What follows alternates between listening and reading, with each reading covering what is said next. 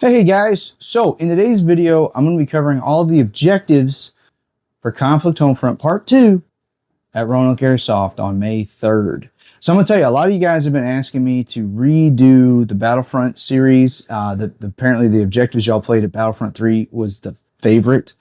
So we're finally doing that. So this is going to be a major hodgepodge of control points and extracts and nukes and just everything going off on the field all at one time. And your team's going to have to play objective, objective, objective in kind of a chain series of events. But let's go ahead and get right into it, right? So the first thing I want to talk about, I'm going to go in my map here, is our map setup, which is something a little different than we're typically used to doing. So we're actually not going to use the entire field. We are going to make everything, past Delta on the south. This is going to be out of bounds. We're going to concentrate the fight in the upper 2/3 of the field. So everybody, guys, you're going to be playing shoulder to shoulder, just nothing but firefights, nothing but pew time. Everywhere you look, there's going to be somebody you can go fight. That is what I want to create for you guys this time.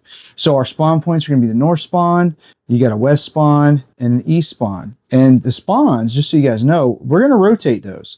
Everybody will rotate those as soon as Alpha is destroyed. We'll rotate, and that way everybody gets a chance to see the entire field, and everybody gets a chance to not feel like you're bogged down to one location and always having a fight at Village or always having a fight at Pallets. So you have that chance to move around. Now, the other notable things on the field are, of course, the objective locations, where we've got the Bravo base, Village, and Pallets. These are going to be your 3 control points on the field, be there all day for you guys to fight each other. And then finally, you've got the engineering station at Echo and the stronghold Alpha base that everybody's going to be trying to destroy. So that is your field setup.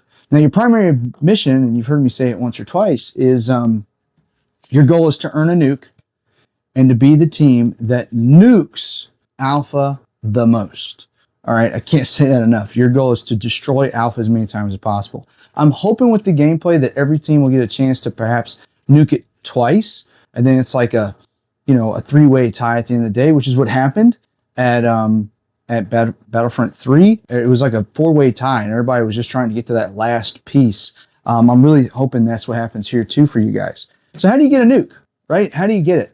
So we've got a series of events. 3 pieces will earn and complete this objective. 3 things you have to do.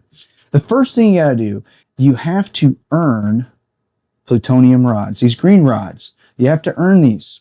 And you will earn 1 of these per 30 minutes held at a control point. So your first objective is control points. Get to one of these locations. Like I said, you can get to Bravo, Village, or Pallets. Raise your team flag. And then, of course, on our auto ref, like you've seen in the past events, simply turn on your team color light. It'll automatically do the calculations for you, 1 point every 30 minutes. And make sure you close the lid. Please make sure you close that lid. And I'll say if you open it up, make sure that you turn the enemy light off when you're capturing it. Or if you leave it on, both teams will continue to get points, and we will honor that because somebody forgot to do the entire thing. Now, as you're capturing positions, guys, there's one little caveat you got to think about. You are only allowed to earn 2 points per control point. This is going to be paramount to making you move. An example is, I'll go back to my map here. Let's say you spawn at the west side and you manage to capture Village, and you've earned it once, you've earned it twice. This location is dead to you. There's no reason to stay there. You're going to have to move into Alpha control point. You're going to have to move over to the Pallets. You're going to have to earn points from the other 2 locations. It's going to force you to be aggressive. So save some energy, guys. Now, when you do get to that 2 limit, what we're going to do is our refs will remove your flag from that position, so there won't be that confusion of can we still capture it, which you can't. But it doesn't mean it's completely dead. I will say that because the enemy will certainly be trying to do the same thing. Right? The enemy will certainly still want to get some control points from Village. So definitely maybe have a defensive force there. Maybe every once in a while go over there and sabotage the location. All you have to do is sabotage, guys, is just open up the control point and turn their button off. That's called a sabotage. It's totally allowed. Their flag is still up in the air. You can't capture anymore, so there's no reason to do a full capture. Leave their flag up, turn their auto ref off, and walk away.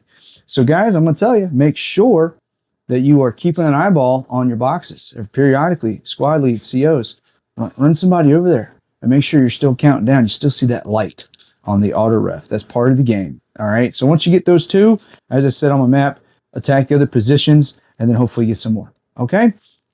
Now, for every 1 point that you earn, we're going to deposit one of these rods at your spawn point, right? And then it's up to the CO and the squad leader to start that mission when you're ready.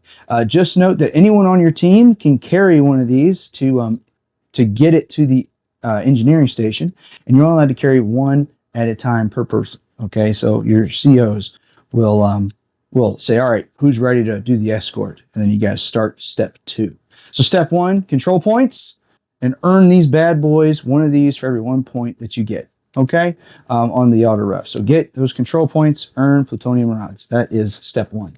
Step 2, get your rod and get it to that echo station. Get it to that engineering station, right? You're going to see the one of these. This is going to be at the engineering station. As you can see, there's already some on there. And your goal is to get this real simply and get it on this post with your mounted color.